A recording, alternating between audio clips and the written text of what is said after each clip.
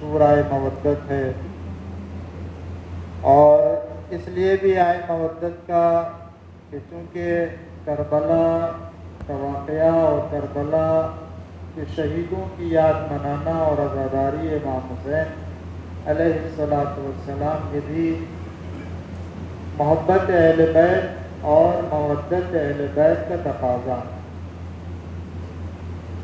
کہ اللہ نے اتنی تمام محنتوں اور تمام زحمتوں کے صلے میں اگر عطا کیا ہے تو محبت اہل بیت کو عطا کیا ہے۔ رسالت کے اجر کے عنوان سے اگر خدا عالم نے عنایت کیا تو کوئی مال دنیا عنایت نہیں کیا، اگرچہ مسلمان پیغمبر کی خدمت میں سونا، چاندی، جواہرات، دولت لے کر حاضر ہوئے تھے کہ آپ کو جس کے مقابلے میں جو آپ نے زحمتیں برداشت کی ہیں قبول کر لیجیے۔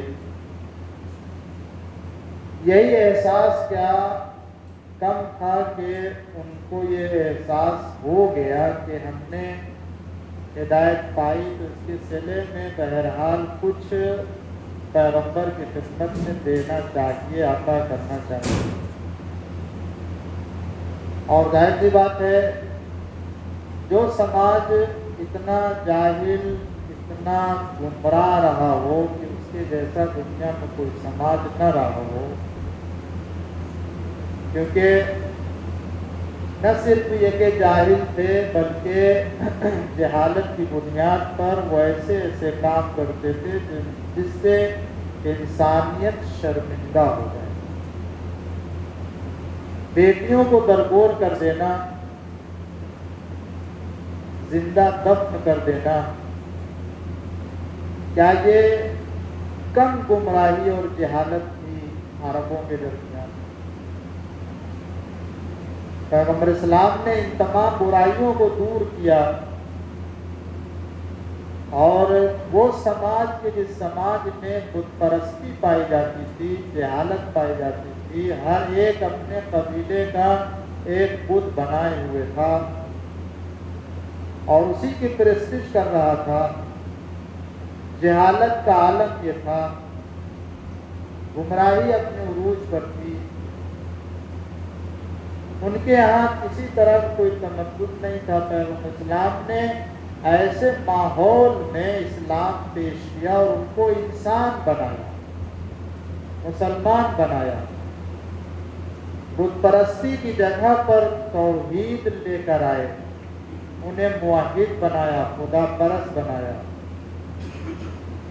جہالت کا عالم یہ تھا کہ اپنی بیٹیوں کو زندہ درگور کر دیتے تھے، نہ صرف یہ کہ ان کو عزت کرنا سکھایا بلکہ اللہ نے بھی اپنے پیغمبر کو ایک بیٹی دے کر کے اس کی عزت اور اس کا احترام سماج کے درمیان کر کے بتا دیا کہ دیکھو تم جس بیٹی کو، جس لڑکی کو تم اپنے لیے رسوائی کا سبب بنتے ہو، میرا نبیوں کا سردار تمہارے درمیان آ کے ایک بیٹی لیتا ہے اور اس بیٹی کا احترام اس طرح کرتا ہے کہ جب آ جاتی ہے تو وہ بس میں کھڑے ہو جاتے ہیں۔ نہ صرف یہ کہ عزت کرانا بتایا بلکہ پیغمبر نے خود عزت کر کے، احترام کر کے بتایا کہ دیکھو تمہاری نگاہ میں بیٹیوں کی یہ قدر ہے، اللہ کے رسول کی نگاہ میں بیٹی کی یہ عزت ہے۔ ایک صلوات پڑھ دیجیے محمد۔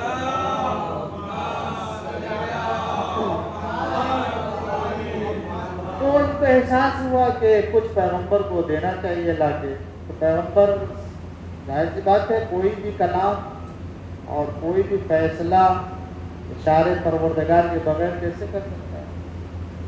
حکم خدا ہوا ہے، پیغمبر یہ آئے ہیں آپ کے پاس، کہہ دیجیے ہم کچھ نہیں مانگتے، قل لا اسالکم، قل کا مطلب ہے کہہ دیجیے۔ ڈائریکٹ اللہ اپنے نبی سے کہہ رہا ہے، کسی اور سے نہیں کہہ رہا۔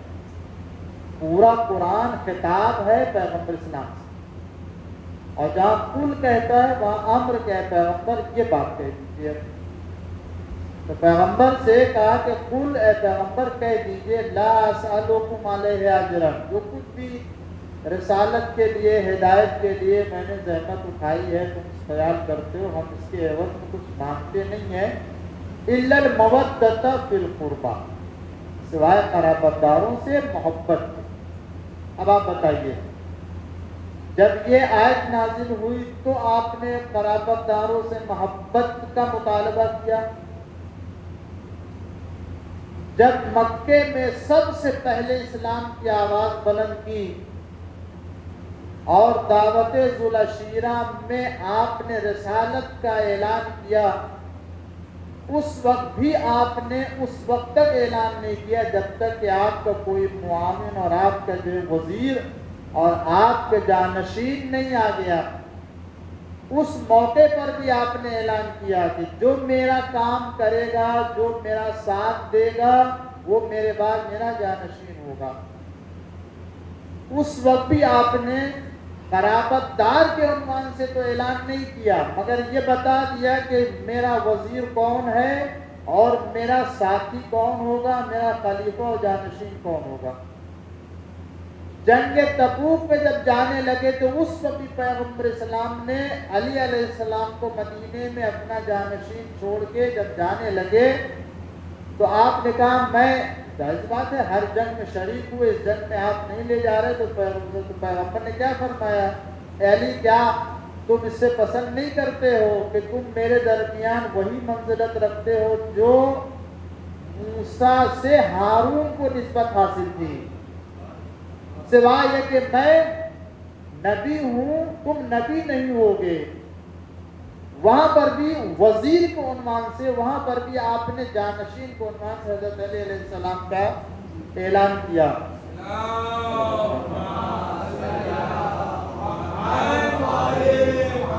علم کا اظہار کیا، علم کی حیثیت بتائی، انا مدینۃ العلم وعلی بابها، میں شہر علم ہوں، علی اس کے دروازہ ہے۔ اس کے بعد حدیث پیر، پرندے والی حدیث کہ جس وقت آپ کو مرغ بھون کے لا کے دیا گیا، آپ نے فرمایا اللہ کی بارگاہ میں ہاتھوں کو بلند کر کے، پروردگار جو تیرے نزدیک سب سے محبوب مخلوق ہے اسے اس وقت بھیج دے۔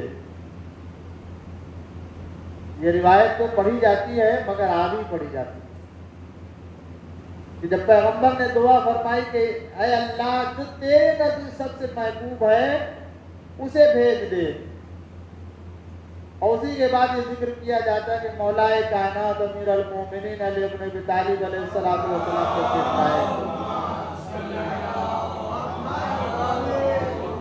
علی آئے مگر ایسے نہیں آئے۔ جب پیغمبر نے دعا فرمائی کہ اے اللہ محبوب ترین شخص کو جو تیرے نزدیک ہے اسے بھیج دے، تو پہلے صاحب آئے۔ پیغمبر نے دیکھا اسی طرف رخ کر لیا۔ اس کے بعد پھر آپ نے دعا فرمائی۔ میں یہ نہیں کہتا کہ پیغمبر اسلام نے دوسری طرف رخ کر لیا تو اس سے یہ ظاہر ہوتا ہے، یہ ثابت ہوتا ہے کہ آپ جو ہے وہ ان کو نہیں چاہتے تھے، لیکن دوسری مرتبہ دعا کرنا یہ بتاتا ہے کہ پہلے جو آیا تھا وہ محبوب خدا نہیں ہے،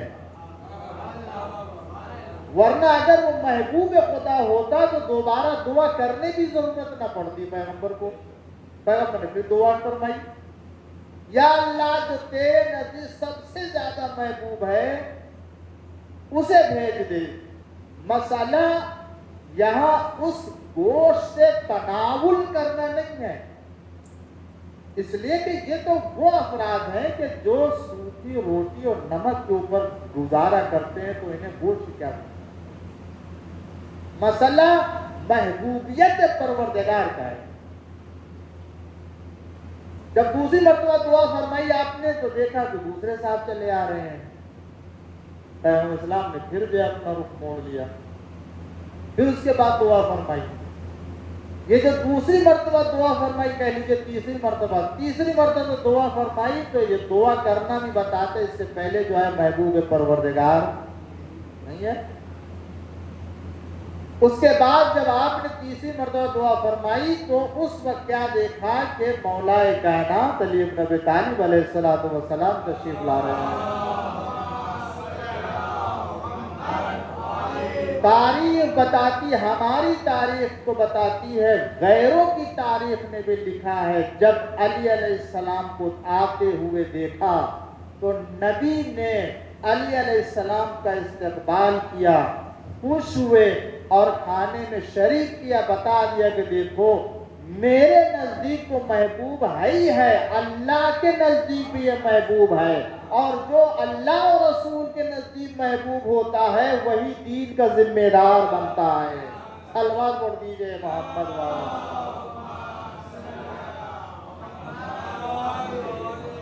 تو مسئلہ صرف قُل لا اسألکم علیہ اجرا الا المودۃ، قرابت داروں سے محبت کریں، مسئلہ یہی نہیں تھا اس آیت کے ذریعے سے قرابت داروں کا تعارف کروایا ہے۔ آیت پھر نازل ہوئی، انما یرید اللہ لیذھب عنکم الرجس اہل البیت۔ اس آیت کریمہ میں بھی تو کو اچھا وہ پوچھ لیا تھا جناب سعید خدری نے، ابو سعید خدری نے، یا رسول اللہ کون ہے اس سے مراد؟ آیت تدبیر میں کون کون ہے؟ پیغمبر اسلام نے خود فرمایا میں ہوں، علی بن ابی طالب ہیں، امام حسن ہے، امام حسین ہے، جناب صدیقہ طاہرہ فاطمہ زہرا سلام اللہ علیہا ہیں۔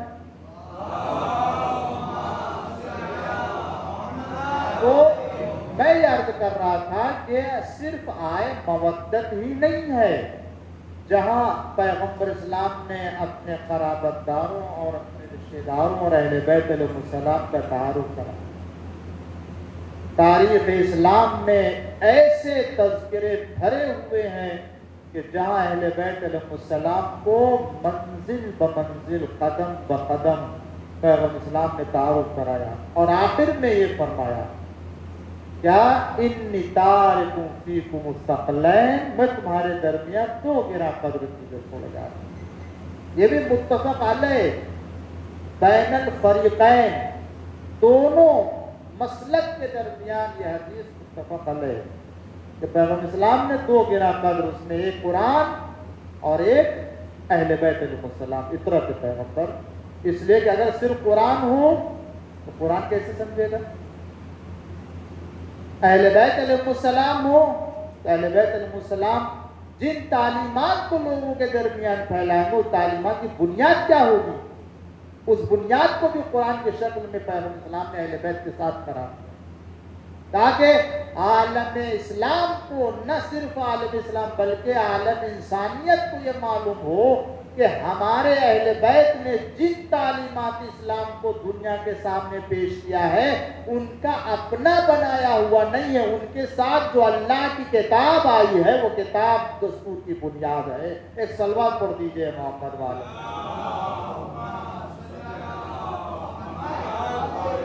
آج تعلیمات اسلام کی بنیاد پر جو کچھ بھی ہے وہ سب قرآن کریم سے لیا ہوا۔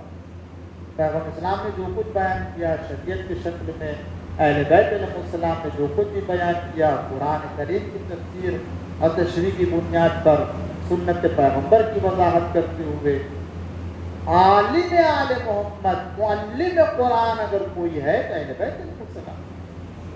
آج اگر قرآن کی تفسیر اہل بیت کی رائے سے ہٹ کے اگر کوئی کرتا ہے، بیان کرتا ہے، وہ تفسیر کی رائے کہی جائے گی، اس کی اپنی تفسیر ہو سکتی، قرآن کی تفسیر نہیں ہو سکتی ہے۔ آپ کہیں گے اہل بیت علیہ السلام کی تفسیر کیوں؟ انہی کا بیان کیا ہوا قرآن کریم کا معنی قبول کیا جائے۔ اگر آپ اہل بیت علیہ السلام کے بیان کردہ تفسیر کو قرآن کی تفسیر نہیں مانتے، کسی اور کی مانتے ہیں، تو آپ بتائیے کس کو مانیں گے؟ آپ لے کے آئیے۔ مولا کائنات نے فرمایا کہ امت میں کسی بھی فرد کا مقایسہ آل محمد کے سامنے نہیں کیا جا سکتا ہے، آل محمد کسی ایک فرد سے۔ اہل بیت علیہ السلام کا مقابلہ ہو ہی نہیں سکتا ہے امت میں کسی کا، اور اگر کوئی ہوتا تو ہم سے کیوں کہہ رہے کہ قرآن کی تفسیر ہم کیوں قبول کریں اہل بیت علیہ السلام سے؟ یہ بات تو خود رسول اللہ سے کہنا چاہیے، یا رسول اللہ اگر آپ کی امت میں علماء، تابعین، صحابہ، تابع تابعین ایسے افراد تھے جو قرآن کو سمجھتے تھے، یا رسول اللہ ثقلین میں آپ نے قرآن کے ساتھ اہل بیت کا نام کیوں لے لیا؟ اطرت پیغمبر کا نام کیوں لیا؟ ارے صحابہ کا نام لیا ہوتا، تابع تابعین کا نام لیا ہوتا، علماء کا نام لیا ہوتا، تاکہ یہ بعد میں آنے والے علماء جب قرآن کی تفسیر کرے تو آپ کی حدیث کی بنیاد پر ان کی تفسیر قبول کر لی جائے۔ مگر قرآن کے ساتھ اہل بیت کو قرار دے کے بتا دیا کہ دیکھو قرآن کی تفسیر اہل بیت ہی بیان کریں گے، امت کا کوئی بھی عالم نہیں بیان کر سکتا۔ ایک صلوات پڑھ دیجئے محمد والے۔ اتنی بڑی بات تھی، اتنا بڑا مسئلہ تھا، دین کا مسئلہ تھا، یہ کوئی 2 رکعت کی نماز پڑھانے کا مسئلہ تو تھا نہیں، یہ کوئی اور مذہب کے معاملہ تو تھا نہیں، یہ تو ایمان کا مسئلہ تھا، یہ تو مذہب کا معاملہ تھا، قرآن کریم کی تعلیم کا مسئلہ تھا۔ اس میں اگر آپ نے ان کا نام نہیں بیان فرمایا تو کیا یہ ہو سکتا ہے پیغمبر اسلام کے ذمہ یہ رہا ہو اور پیغمبر اسلام نے نہیں بیان فرمایا؟ وہ پیغمبر کے جو خطبہ غدیر میں ایک ایک جملے پر غور کرے تو معلوم ہوتا ہے، آپ فرماتے میں نے وہ تمام چیزیں پہنچا دی جو تمہیں جنت تک لے جانے والی ہیں، وہ تمام چیزیں پہنچا دی ہیں کہ جو تمہیں جہنم سے دور کرنے والی ہے۔ اب اگر اس کے بعد کوئی کہتا ہے کہ یہ رہ گیا جسے بیان کرنا چاہیے تو پیغمبر پر الزام ہوگا۔ ایک صلوات پڑھ دیجئے محمد والے۔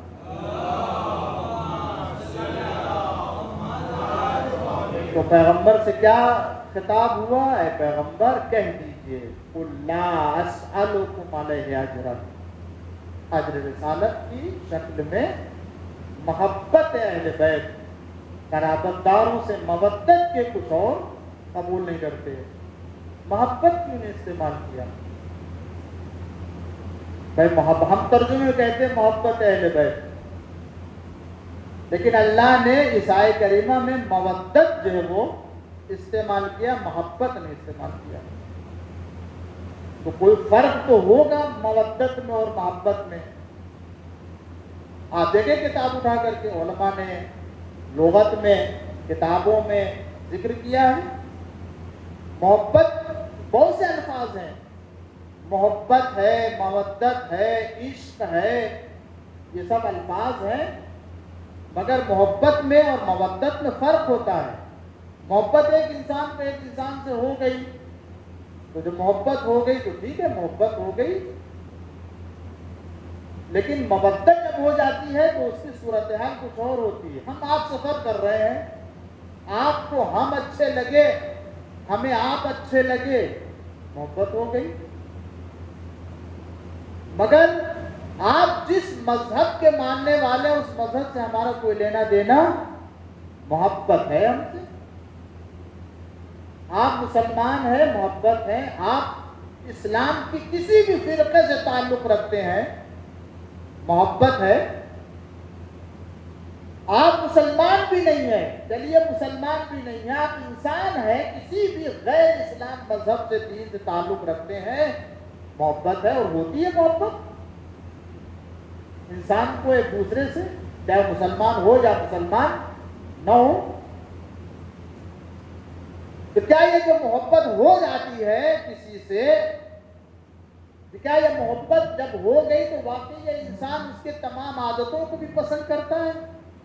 نہیں، انسان تو ٹھیک ہے محبت ہے، آپ اپنے عیسائی مذہب کے اوپر، آپ اپنے مذہب کے اوپر عمل کیجئے، میں مسلمان ہوں، میں اسلام پر عمل کروں گا، مگر محبت ہے آپ سے، محبت میں کمی نہیں ہے۔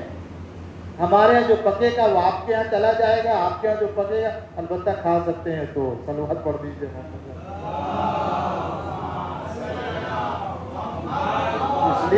اس لیے اس کا بیان کرنا کہنا جملے معترضہ کے طور سے ضروری تھا، ورنہ آپ کہیں گے نہیں مولانا صاحب نے کہا ہے جو کچھ بنے صلوات پڑھ دیجیے محمد والوں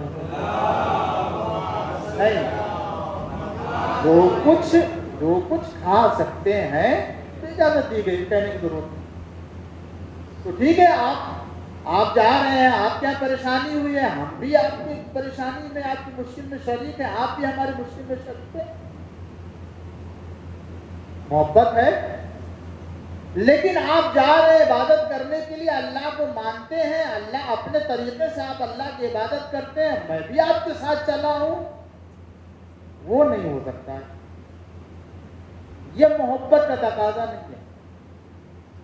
لیکن اگر مودت آپ نے کہہ دیا تو مودت کا مطلب یہ ہوتا ہے کہ انسان صرف کسی ذات سے ہی محبت نہیں کرتا ہے، بلکہ جب مودت ہو جاتی ہے، محبت کے عنوان سے مودت جب پیدا ہو جاتی ہے، اس کا مطلب یہ ہوتا ہے کہ جس سے انسان محبت کرتا ہے اس کے آئین سے بھی محبت کرنے لگتا ہے، اس کی روش زندگی سے بھی محبت کرنے لگتا ہے، اس کا جو ایمان اور جو دین ہوتا ہے وہ دین بھی محبوب ہو جاتا ہے۔ اس کا مطلب یہ ہوا کہ اللہ نے محبت کا استعمال نہ کر کے مودت استعمال کر کے بتا دیا کہ دیکھو مسلمانوں، تمہیں صرف اہل بیت سے محبت نہیں کرنا ہے بلکہ اہل بیت کے دین کو قبول کر کے محبت کرنا ہے۔ جب تک مذہب اہل بیت قبول نہیں کرو گے مودت ادا نہیں ہو سکتی ہے۔ صلوات پڑھ دیجیے محمد والا۔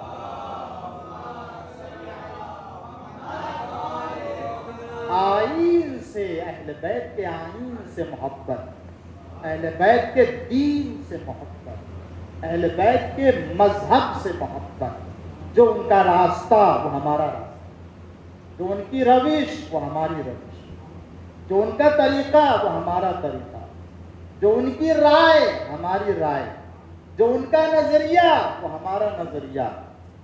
ہماری اپنی رائے کچھ نہیں ہے، جو ان کی رائے ہے وہی۔ یہ محبت عام محبت ہوتی جو میں نے مثالیں دی ہیں، ان سے محبت ہو گئی، ان سے محبت ہو گئی، آپ کی مشکل میں شریک ہیں مگر آپ اللہ کی پرستش کرنے جا رہے ہیں، ہم کو اس سے کوئی تعلق نہیں، یہ والی محبت نہیں ہے اہل بیت سے۔ نہیں اہل بیت، ہم آپ محبت کرتے ہیں آپ سے، آپ کے اوپر جان قربان کرتے ہیں، مگر جو آپ قرآن کا معنی بیان کر رہے ہیں اس معنی سے ہمارا کوئی تعلق نہیں ہے۔ اگر کوئی مسلمان ایسی محبت اہل بیت سے کرتا ہے جو دین کے معنی کو الگ لیتا ہے اہل بیت کے معنی کے بیان کرنے سے، تو یاد رکھے اہل بیت کو نہ تمہارے محبت کی ضرورت ہے نہ تمہارے جان کی ضرورت ہے۔ اہل بیت تمہارے ایمان کو سنوارنا چاہتے ہیں، ایمان و عقیدہ رکھو گے تمہیں نجات ملے گی، اہل بیت علیہ السلام کو کچھ ملنے والا نہیں ہے۔ صلوات پڑھ دیجیے محمد والوں۔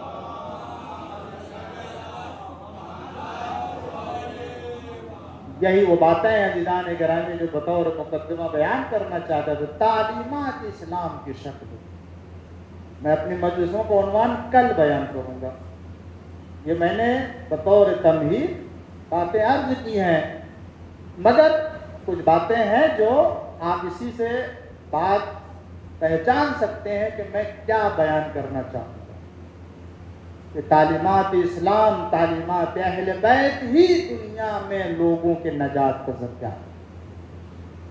یہ آج جو 1448 ہجری کا محرم آغاز ہو رہا ہے، یہ محرم جو اس سال آیا، میں نے اس سے پہلے کی مجلس میں بھی قبرستان میں بیان کیا تھا کہ تمام شیعوں کو خاص طور سے اس محرم میں یہ ذمہ داری بڑھ جاتی ہے۔ اس سے پہلے کا جو محرم گزرا وہ محرم دوسرے محرم ہے، مگر حالات کے اعتبار سے اس سال کا محرم ہماری ذمہ داریوں کو بڑھا دیتا ہے، ہماری مسئولیت اور ہماری ذمہ داریوں کو بڑھاتا ہے۔ کیوں؟ اس لیے کہ دنیا نے تشیع کو، دنیا نے اہل بیت کے مذہب کو تھوڑا سا پہچانا،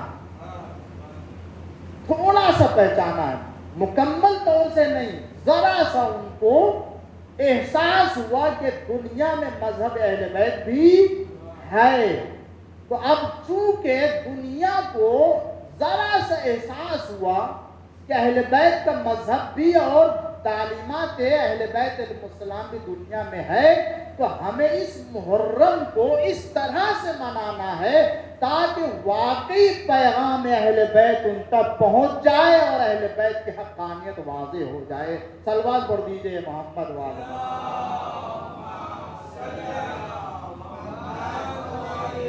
ہماری عزاداری، اس سال کی عزاداری، اس سال کا جلوس، اس سال کی مجلسیں، اس سال کی شب بیداری، اس سال کا ماتم ایسے ہو اور اس سال کی مجلسیں ایسی ہوں۔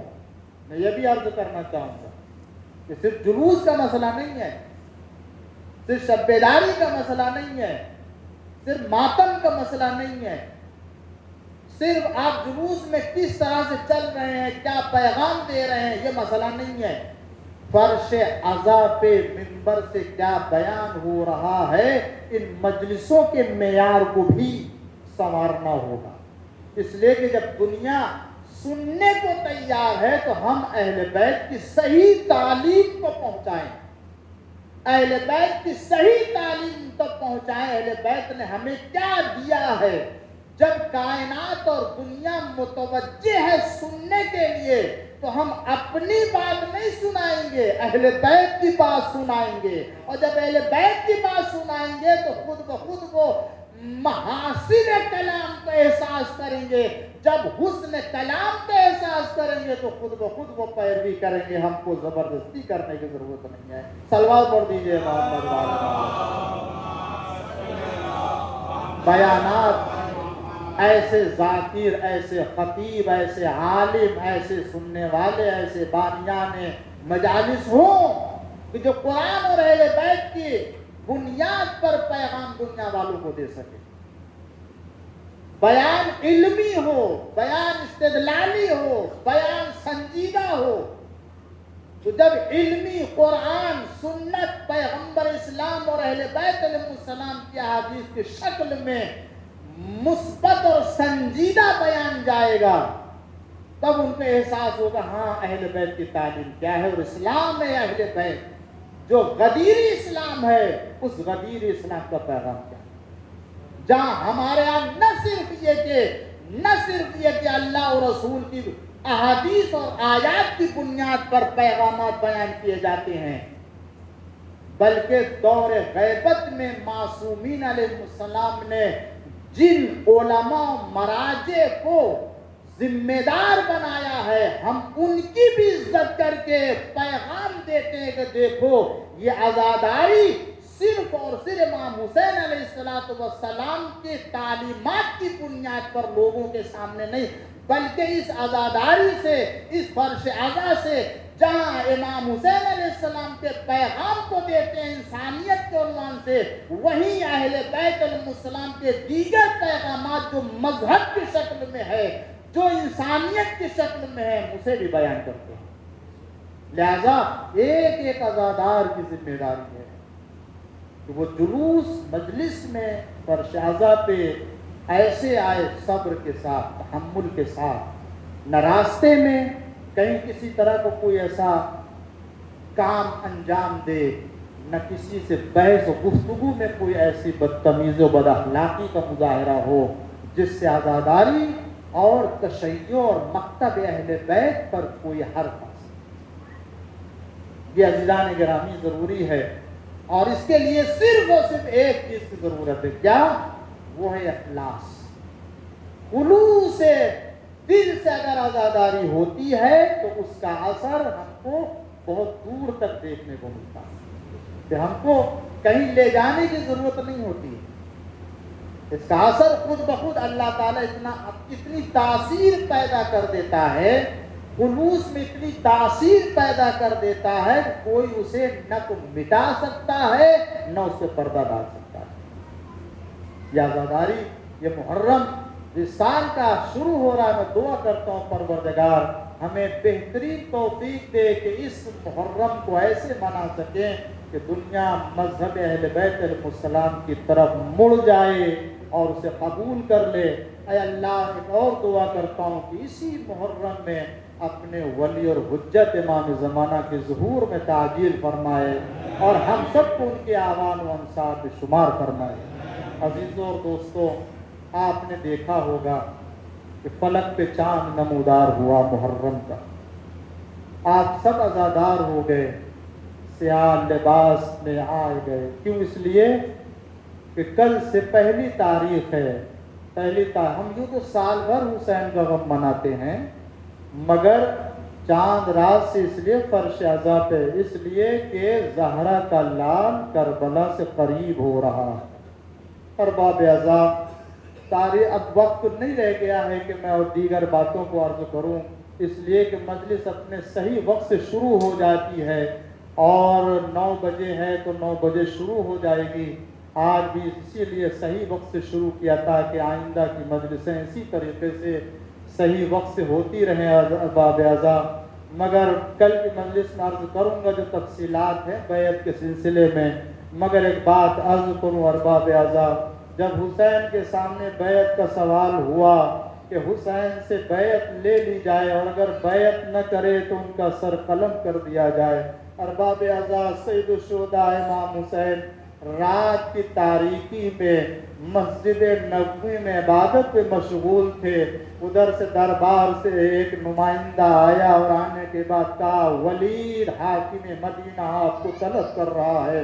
ارباب اعضا، عبداللہ بن زبیر، عبداللہ بن عمر، عبد الرحمن ابن ابی بکر اور امام حسین علیہ السلام، ان 4 لوگوں کا نام تھا، مگر جانتے تھے کہ امام حسین بیعت کرنے والے نہیں ہیں۔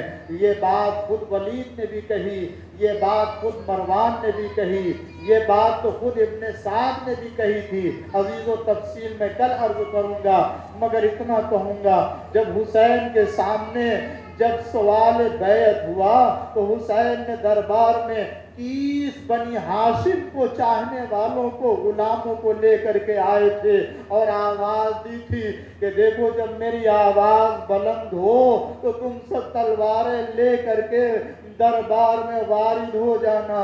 اے ارباب اعضا، حسین نے آمادہ کیا، آئے دربار میں، جیسے ہی حاکم نے آپ کے سامنے یزید کی بیعت کا سوال رکھا، حسین نے کہا تو جانتا ہے کہ میں اس طرح سے بیعت کیسے کر سکتا ہوں، کل جب عام اعلان کرنا تو اس وقت فیصلہ ہو جائے گا کہ کون کس کی بیعت کرے گا۔ اور باب اعضا، بس یہیں پر ایک مرتبہ مروان نے کہا اے ولید، اگر حسین اس وقت نکل گئے بغیر بیعت کیے ہوئے تو پھر کبھی ہاتھ نہ لگیں گے، مگر یہ کہ خون ریزی ہو۔ یہ کہنا تھا، حسین کو جلال آ گیا، اے ولید، او مروان، تیری مجال ہے کہ تو مجھے قتل کر سکے۔ ادھر حسین کی آواز بلند ہوئی تھی کہ دربار میں 30 بنی ہاشم کے جوان چاہنے والے غلام حاضر ہو گئے۔ آقا، ارے آپ کے اوپر کوئی وقت آیا ہے، مگر حسین نے منع کر دیا، خبردار تلوار نہ چلانا۔ میں ایک منظر یاد دلاؤں، اے ارباب عذاب، یہ مدینے کا دربار ہے، ولید حاکم ہے، حسین نے بس آواز بلند کی تو اتنے بنی ہاشم تلوار لے کے حاضر ہو گئے۔ ارے کربلا میں حسین تنہا گھوڑے پر سوار، ارے وہ جوان کہ جو ہر وقت حسین کے دائیں بائیں ہوا کرتے تھے، اب کوئی نہیں۔ میں کہوں گا جوانان بنی ہاشم، ارے اس وقت کے لیے آمادہ رہیے۔ لیجے حسین آئے رات کی تاریکی میں۔ اب یہاں تاریخ متعدد ہے، بعض تاریخوں میں یہ ذکر ہے کہ حسین 2 رات اس کے بعد مدینے میں رہے، بعض تاریخیں کہتی کہ 1 رات رہے، مگر چاہے 1 رات رہے ہو چاہے 2 رات رہے ہوں، مگر تاریخ بتاتی ہے حسین دونوں رات اپنے نانا کے مزار پر آئے اور آنے کے بعد گریہ کیا، رات بھر نمازوں میں مصروف رہے۔ جب صبح کا وقت آیا حسین نے اپنا سر نانا کے قبر پہ رکھ دیا۔ نانا رسول اللہ، ارے آپ نے جس امت کے حوالے مجھے کیا تھا، ارے اس امت نے میرا پاس نہ رکھا، میرا خیال نہ رکھا۔ لیجئے حسین مرثیہ پڑھتے رہے۔ دوسری رات کا بھی ذکر ہے کہ جب دوسری رات آئی تو حسین پھر نانا کے روضے پر آئے، اس لیے کہ حسین جائیں تو کہاں جائیں۔ جب گھر سے نکلتے تھے تو نانا کے مزار پہ آتے تھے، یا بھائی کی لحد پر آتے تھے، یا ماں کی قبر پہ آتے تھے، اور کہیں نہیں جاتے تھے۔ مگر باب ازاں آج حسین سے مدینہ چھٹ رہا ہے تو کیسے قبر پیغمبر پر آئے۔ دوسری رات بھی آ کے آپ نے ایک مرتبہ اپنے کو قبر پیغمبر پر گرایا، گریہ کرتے رہے۔ خواب میں دیکھا نانا رسول اللہ آئے ہیں، فرماتے اے میرے لال، عنقریب میری امت کا ایک گروہ آپ کو 3 دن کا بھوکا پیاسا شہید کر دے۔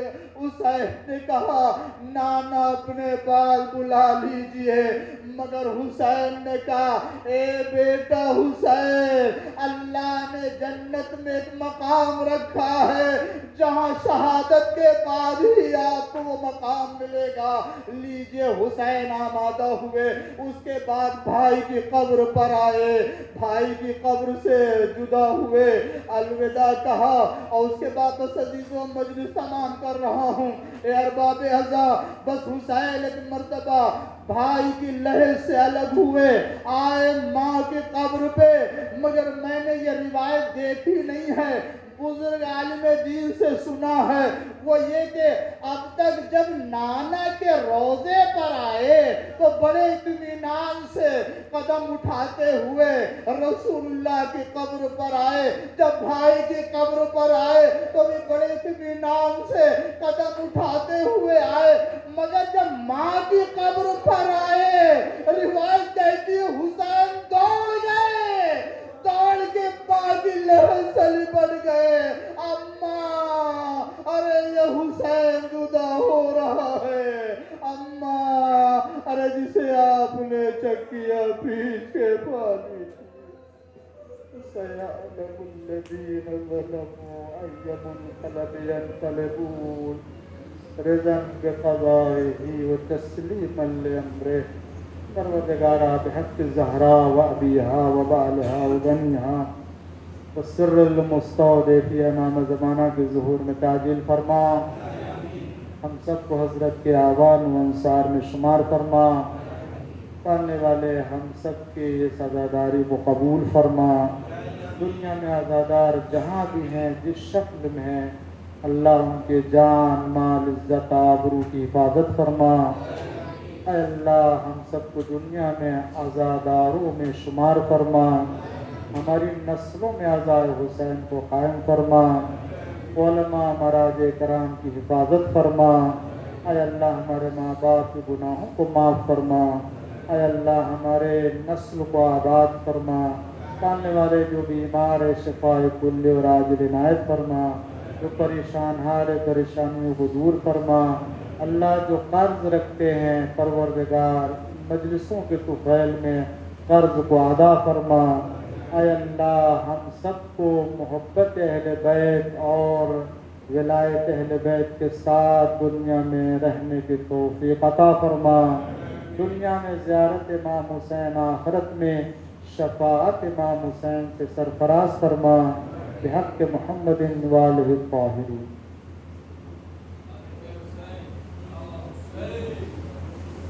یا حسین